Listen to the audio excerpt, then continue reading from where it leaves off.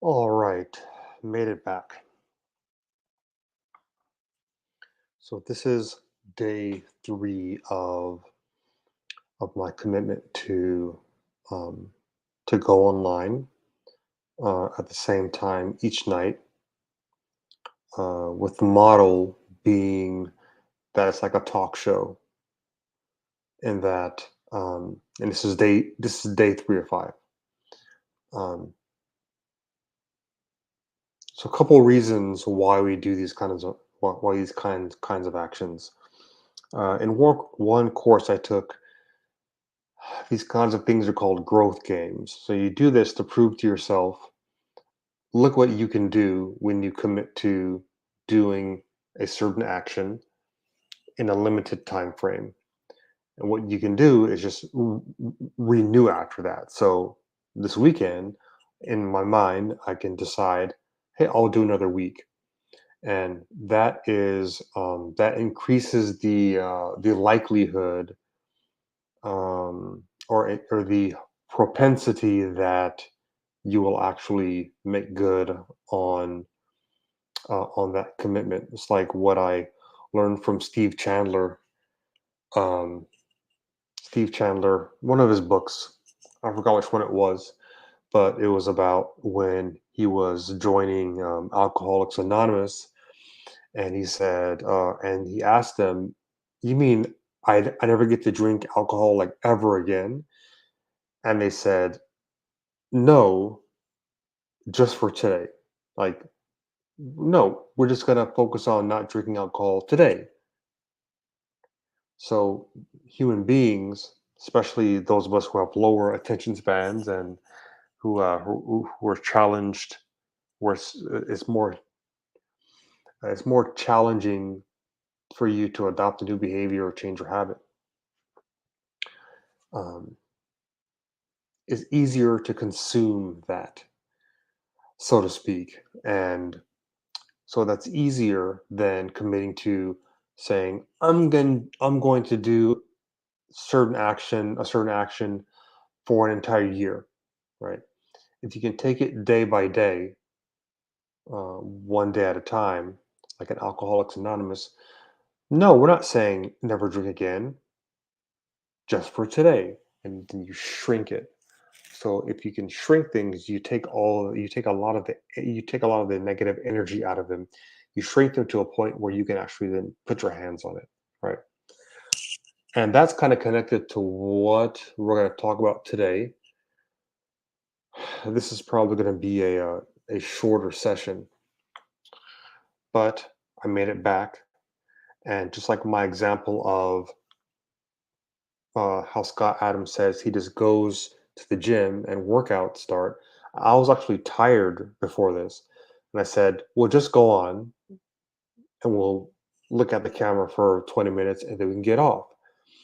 But once you get on, you get in the mood, and then something pops in my head to talk about. And why that helps is that often when we want to do an action, we assign too many conditions to it. If you go on live stream, you have to talk about this. It has to be for X amount of minutes. It has to be entertaining. It has to be fun. But what if you shrunk the criteria down to, I'm just going to click the go live button. So I have this big red go live button. So I'm just going to click the go live button at 10. I don't have to wear a certain type of clothes. I don't have to be using my web camera, right? I don't have to be sitting in in my garage. I'm just gonna go online. Easy. Okay.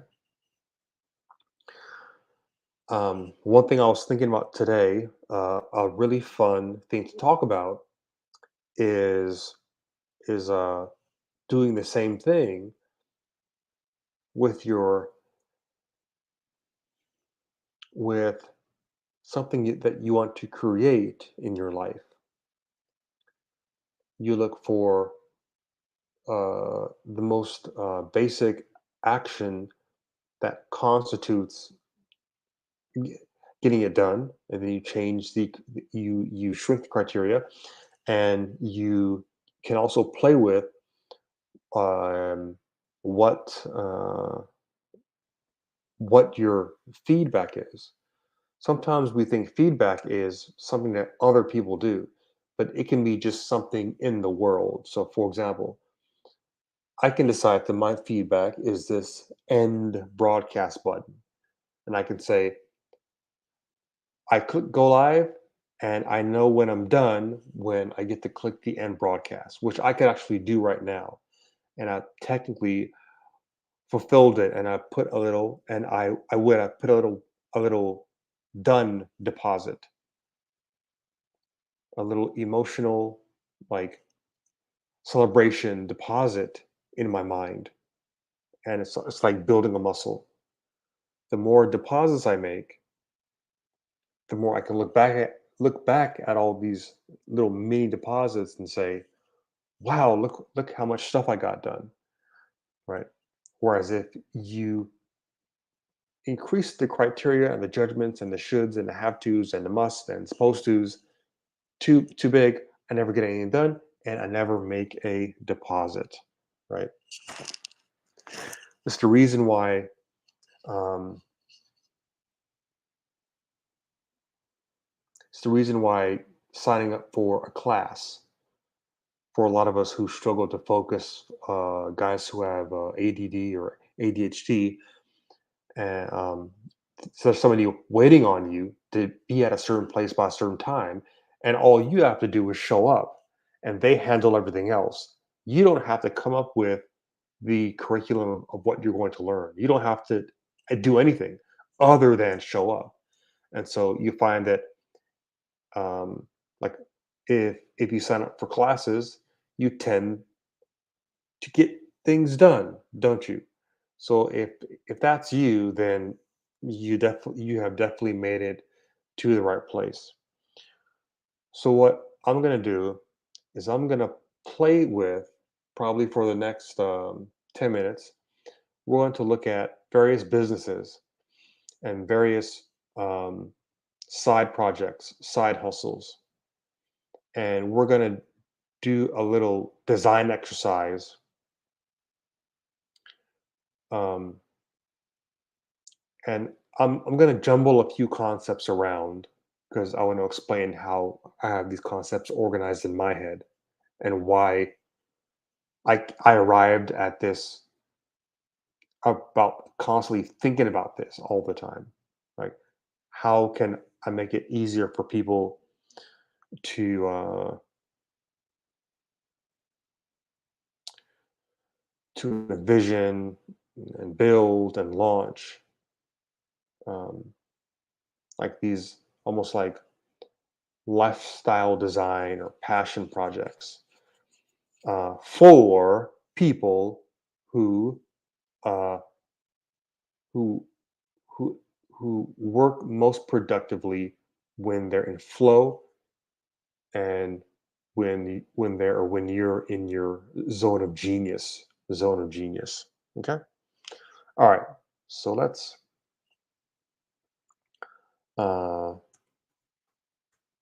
You know what? I'm just going to use the word micro business. I had a call with somebody today, and he said the word microdose, and I really like that. So I'm giving people little micro doses.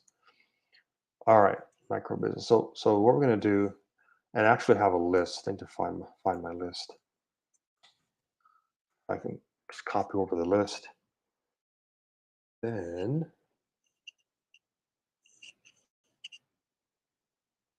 oh, wrong space. All right.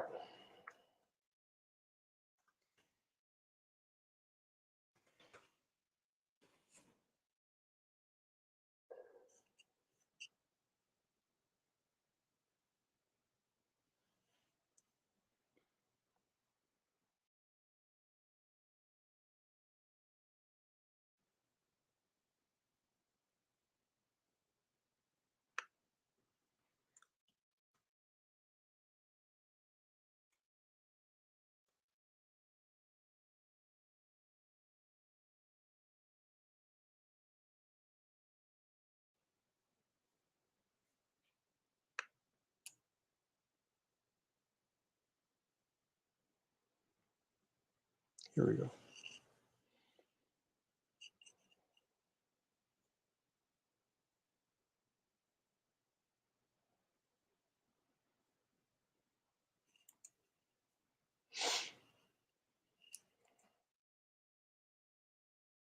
There we go. Hmm. Now let's work on the formatting.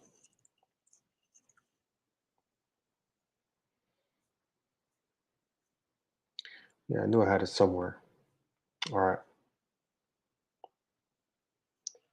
Yeah, this was a list. I'm not going to get to this whole list, but I want to start playing with it.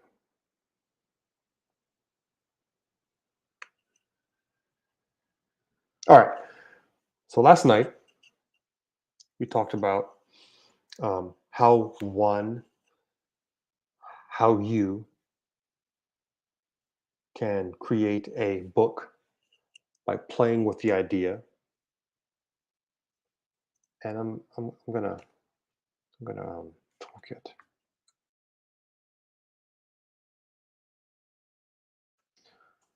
by playing with the idea of what the thing is or means.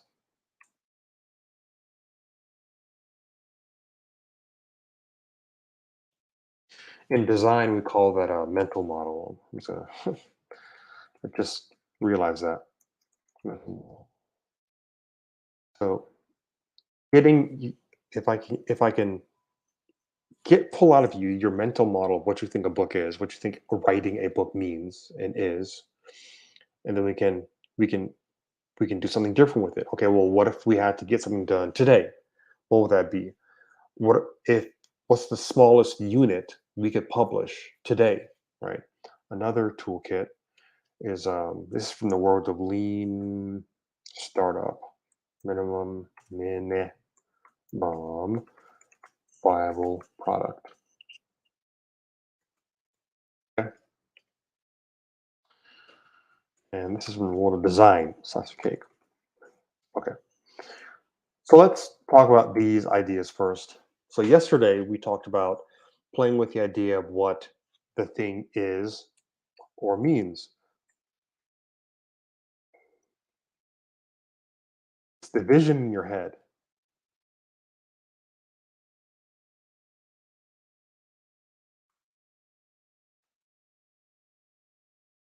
of the action or the entity you're trying to create. Okay. Another idea is minimum viable product. So what's the minimum viable product? It's smallest increment of your product or service by which you can validate your value proposition. This is all like startup and business technical terms. I'm going to explain all this. Validate your value proposition. Proposition. Okay. Plus cake comes from design. All right. When you are doing a proof of concept, if you think of the design of an application or a website, some sort of interface, some sort of product as a piece of cake, well, if you want to test something, you create a small amount of it because part of why we're testing is we are taking a tiny risk without wasting too many resources. You don't allocate entire teams, design teams and development teams and managers onto something that's not proven yet, right? Not proven to hit that the market likes, right? Or not proven to actually work. Um, but you need something to test. Okay, so you take a slice of cake. Okay, cake versus slice of cake. So what does cake have? Cake has the actual, I'm not sure what you would call that. The cake, It has a sort of filling. It has, frosting, uh, sprinkles. Um, what else did cake have? Somebody come in comments and tell me what else cake usually has on it. All right. Oh, you know what? I'm gonna put up my StreamYard. So if you want to come on and work with me, workshop these things, we can do it. We can do it. All right. So cake has the cake, bread, filling, frosting, sprinkles. Let's just leave it there. All right. So when you prototype,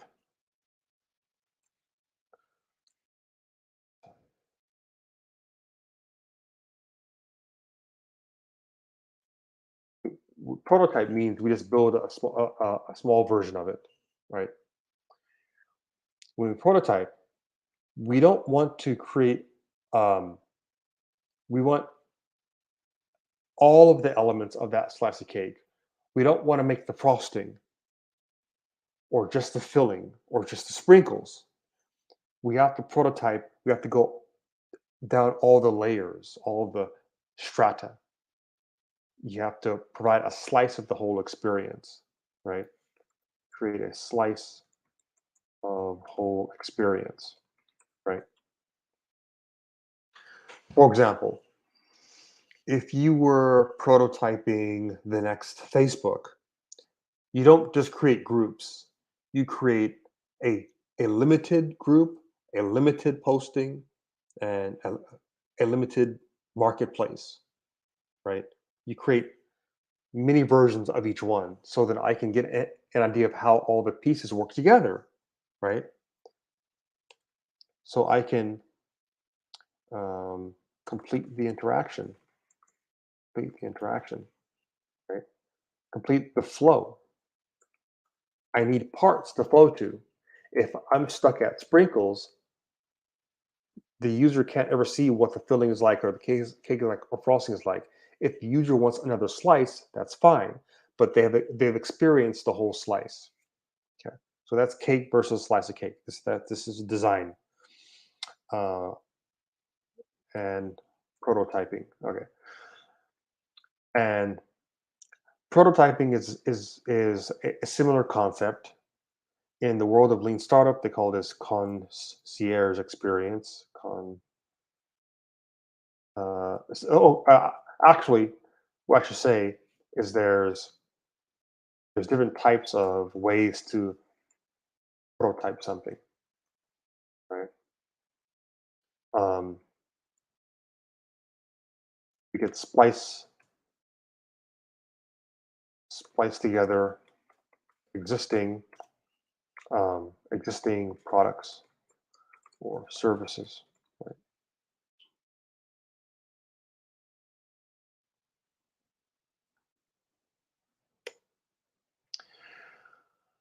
Another word for this is build the box. So I'm actually gonna move this. Let's see, build the box. And depending on what we're building, we may make a prototype. We may do a concierge experience. I'm gonna explain that. And we just may piece together a bunch of services. Concierge is basically like doing it by hand. Do it, doing it by hand, right?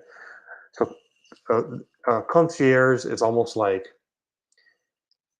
you are the person behind the curtain, and the app that you're um, trying to test doesn't actually work. But the user clicks a button, sends an email to you, and you do a bunch of things manually, and then you spit something out to the user. So that's an idea of concierge. What I'm talking about here is different ways where you can build things faster, right? You can build things faster, and you can get them to testing. All right, so we did book yesterday. Let's do a movie. Okay, movie. So what what we should do is think about, what do we mean when we say movie? If you say, my dream is to make, I've met people who have all these dreams. My dream is to make a movie. But a movie needs actors. Oh, a movie needs producers. A movie needs directors and director of photography, right? But if you think about it, a lot of us have made movies, homemade movies. And even if you think about Blair Witch Project, you can do things low budget now. So V1 of a movie, see movie version one, as part of what we're doing is we're building up the following that we're going to use to gear shift, right? What you do,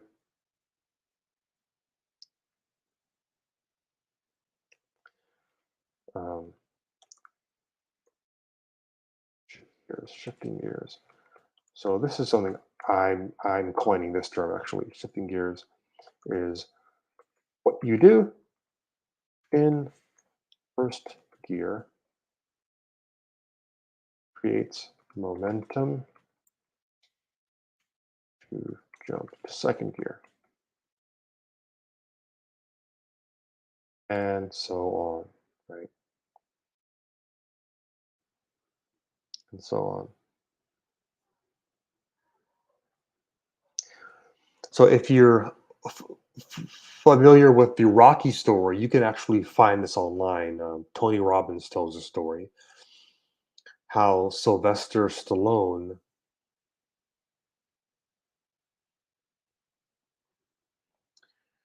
had an idea for the Rocky story based off I think a book he read in the library, and he wrote the screenplay for Rocky within like days. I think he was like in like one night, and but his goal was to be an actor. So what he did was he used the Rocky script to get him the acting role in Rocky. He found people to buy his script from him, and he said, "Hey, you have a deal." This is Sylvester Stallone. He said, "You have a deal, but I got to play Rocky." And they said, "No, you look dopey. No one's ever gonna believe you how you talk like this and stuff." Um, uh, and they had some other actor in mind to play Rocky. And he said, "No, if I can't play Rocky, then there's no deal." And so the producers who were going to buy his script said, "Okay, well, if you insist on being Rocky, we're going to w- we're going to decrease the amount of money we pay you because we may lose money on this because you're a no-name actor." And he took that deal because his goal, he said, "I'm an actor." And they said, "No, you're a writer." He said, "No, I'm an actor. This is my story. I'm Rocky. This story is actually about me, metaphorically, right?" Or so he gets to play Rocky, and the rest is history, right? But what if he had just sold the script? Because he knew what inside his heart, what he actually wanted. And a lot of us would just take the money, would just take the job, would take the the gift, or take the loan, and the cut and run. So there's a bit of trade-off work we can do here. We can do as well. So let's go back to our movie example. So I'm just thinking about this off the top of my head, because actually have somebody in mind who's told me that they want to write a create a movie. All right. So part of the issue with the movie is budget, right? So with a low budget or no budget, you have to think in terms of win-win-win. I'm gonna actually write that down. It is Seeking wins, win, win. All right. So if you have no budget, what you have to do is you have to get creative on what a movie is. There's a couple options to do that. You could do some sort of really artsy movie with just two actors, and you can find somebody who's in acting school. No matter how good or bad they are, you made a movie. So, say for example, they're day one actor. Well, the fact that they want to be an actor is enough.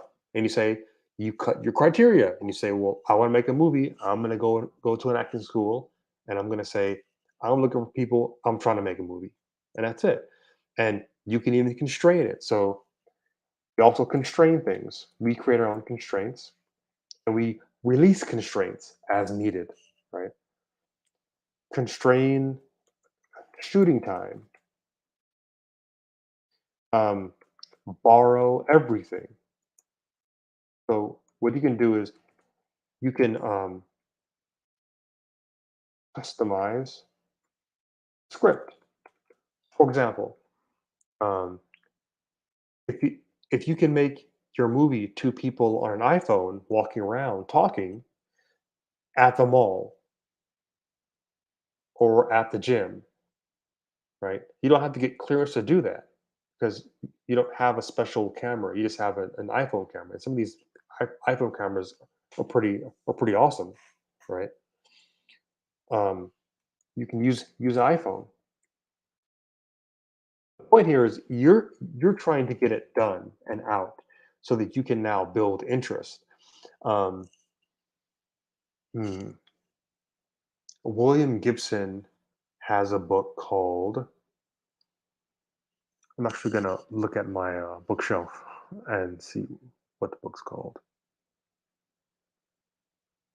Oh man, I need to look this up because it's actually pretty cool.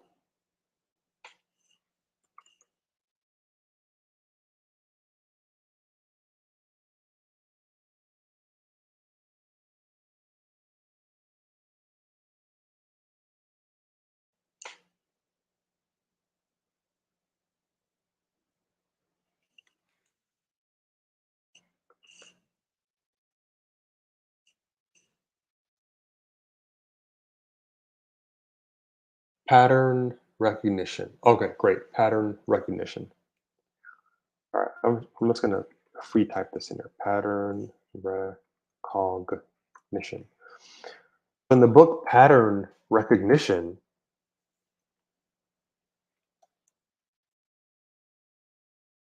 there's an online obsession or an online community centered around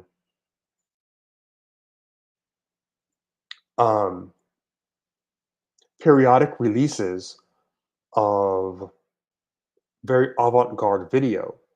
And in the book is called the site is called Forum Fetish Footage. And almost like the movie Lost, how a community online starts building around it because it's so fascinating. So people are fascinated by this seemingly random footage that somebody somewhere is creating. I'm not going to spoil it for you, but um, you can create something like that. You can just create something so fresh and so new and so interesting. Um, I'm on an email list for a executive coach, and at the end of each email, I think he sends it once a month. He has a 1 minute of calm, and I always watch the videos, and I even share them. It's 1 minute of calm, and basically, it's him filming either some sheep or some cows or some horses on a pasture in Marin County, north of San Francisco, one of the most beautiful places in California, right? And it's fascinating, but there is a market for that, right? Goes back to my sort of vision that everybody has 1,000 fans, like right now. So you can just create a story from your intuition. Literally sit alone and let the story unfold, unfold, unfold, and in your head. And then the other thing you do in your head is you play with, and you can do what I'm doing. It's easier if you mind map it. If we were together, we would jump on my whiteboard and we work on this together. So um, play with the constraints, right?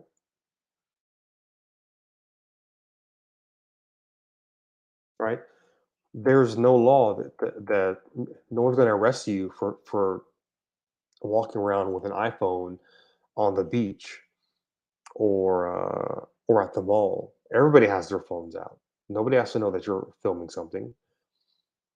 And you'll say, "Oh, well, there's non-actors in it."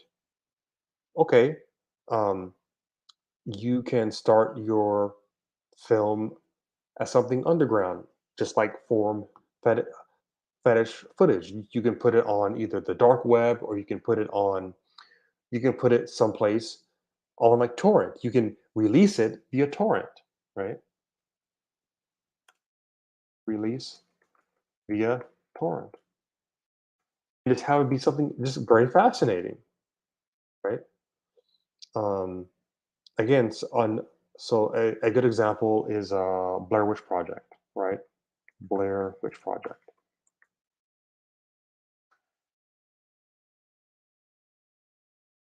Um, I think it's in the genre of found footage. Found footage. Those types of movies where they're pretending that this is like a live like documentary that went wrong, right? So so there your movie is right there. No, the script. If you go online, if you look, my friend James said, sometimes we are cursed by knowledge. What that means is we look things up too much when often we were better off acting like we were like 7 years old and not having the answer, right? Um, I was using my family's camcorder to go behind my house and film guys skateboarding in the ditch behind my backyard. And then they eventually said, "Hey, can you make us a copy?" So I used to go home and make copies for them because they didn't have the VCR and the camera to do that. They didn't show up with a big clunky camcorder. So technically, I could rewrite my past and say, "Hey, I was making movies when I was 12," right? And you can say that to yourself and envision yourself. Well, I was filming people because I was making movies, and that's just as true as I was filming people just for fun. I can say I'm making movies, right? So you can call yourself a filmmaker right now and reach out to people and share it with people, right? If you don't want to have people in the background, again, go to a place that's empty. Make something, make a science fiction story, right? Um, if you want some inspiration, there's some great YouTube channels that have very low budget short films. One is called Dust, is like science fiction, and then um, there's another one for horror, and it's called hmm, it's called Alter. Alter. Another thing to look up, I think it's called SCP. Hold on, let me just look at SCP. SCP. Yeah, and SCP is like almost like a pretend archive of video clips of uh, people pretending to be like elite special ops soldiers, but what they're doing is they're containing and going after like monsters and ghosts and supernatural horror type of things, um, like blobs or like like gaseous entities or some type of monster that can teleport and transform and like kill people, right? So it's an entire community of people. So what I say is make the next SCP, make a set of criteria for which for other people to make low budget movies, right? Now, let's say you are fascinated with the I want to make like an Oscar type of movie that's like 2 hours and has like big name actors. Okay, fine. Start here.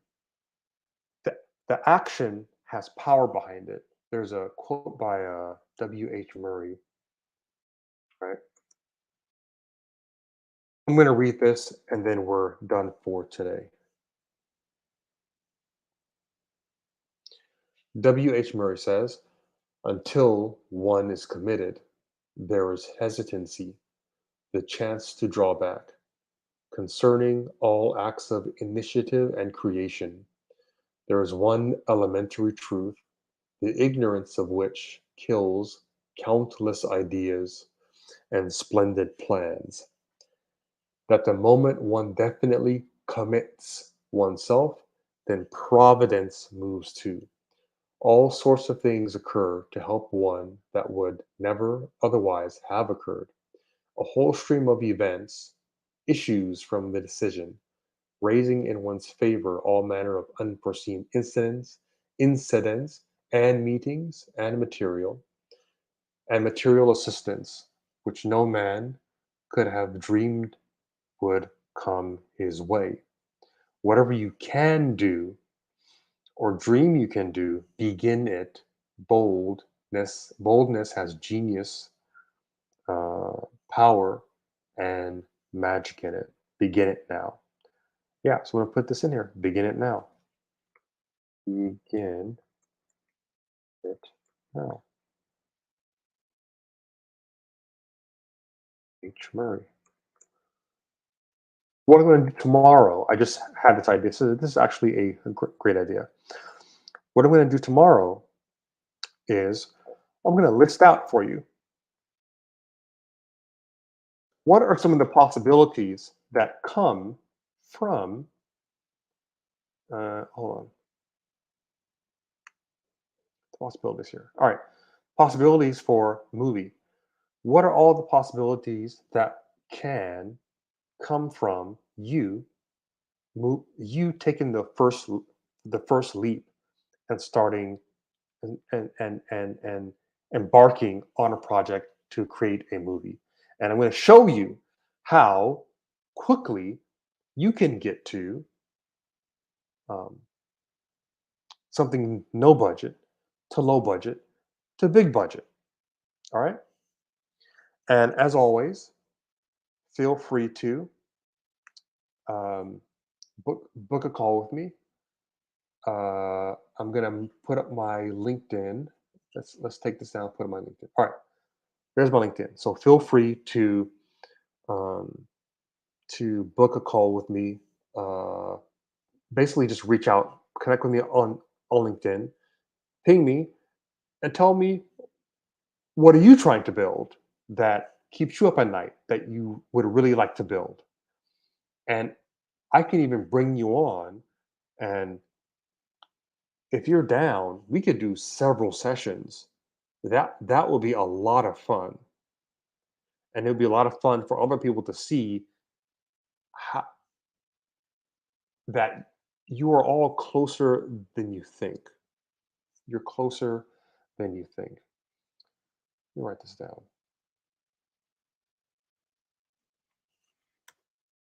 You are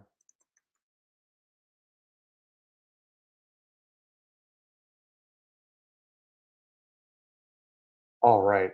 So, day 3 of my commitment to come on and live stream for 5 days at 10 p.m. PST is in the bag, is in the bag. And just from showing up, we worked on this for like 40 minutes. I think I was like 5 minutes late for 40 minutes. It's 10:45. So you see what happens when you just, like what Scott Adams says, just go into the gym. Don't plan to work out. Don't plan to lose weight. Um, don't plan to do a certain number of reps unless it's a doable set, right? Um, where you can keep it going. It's more useful to keep things going and to keep showing up and to not and to not give up than to create this big massive plan that is just going to demoralize you. Remember, I talked about that demoralization curve. I'm going to write this down again.